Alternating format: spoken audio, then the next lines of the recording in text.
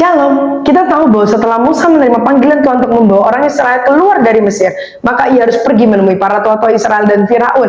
Saat ia bertemu tua-tua untuk menyampaikan pesan dan tanda ajaib, dikatakan bahwa mereka sebangsa percaya lalu berlutut dan menyembah. Setelah itu ia pergi menghadap Firaun. Namun ternyata Firaun menolak permintaan Musa dan mulai bertindak lebih kejam dengan memperberat pekerjaan. Sampai dikatakan pada Keluaran 5 ayat 21, kalau mereka menghampiri Musa dan Harun hanya untuk memarahi dan menyalahkan mereka atas kondisi yang semakin parah.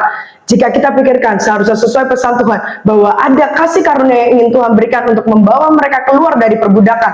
Namun ternyata yang terjadi sebaliknya. Bahkan hal ini membuat mereka tawar hati dan kehilangan pengharapan dan penghiburan. Sesudah itu Musa berdoa kepada Tuhan seperti yang tertulis pada Keluaran 5 ayat 22-23. Lalu Musa kembali menghadap Tuhan, katanya, Tuhan, mengapakah kau perlakukan umat ini begitu bengis? Mengapa pula aku yang kau utus? Sebab sejak aku pergi menghadap Firaun untuk berbicara atas namamu, dengan jahat diperlakukannya umat ini, dan kau tidak melepaskan umatmu sama sekali. Saudara, Musa sebagai orang yang telah menyampaikan pesan terus dimarahi dan disalahkan. Namun ia berbesar hati. Ia memilih untuk cerita kepada Tuhan. Ia berkeluh kesah dan bertanya. Sampai akhirnya Tuhan menjawab Musa seperti yang tertulis pada Keluaran 6 ayat 1. Namun pada beberapa versi tertera di Keluaran 5 ayat 24, yakni, tetapi Tuhan berfirman kepada Musa, sekarang engkau akan melihat apa yang akan kulakukan kepada Firaun, sebab dipaksa oleh tangan yang kuat ia akan membiarkan mereka pergi. Ya, dipaksa oleh tangan yang kuat ia akan mengusir mereka dari negerinya.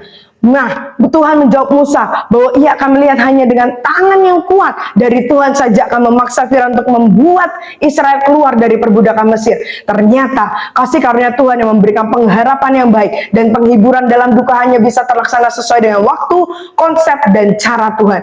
Jadi kalau kita berdoa atas sebuah masalah, lalu seolah-olah keadaan dan situasi semakin berat, parah, menyakitkan, dan lain-lain, maka ingat kisah ini baik-baik, bahwa sebenarnya Tuhan mengizinkan itu terjadi karena kasih karunia Tuhan akan membuahkan hasil tepat pada waktu dan dengan caranya.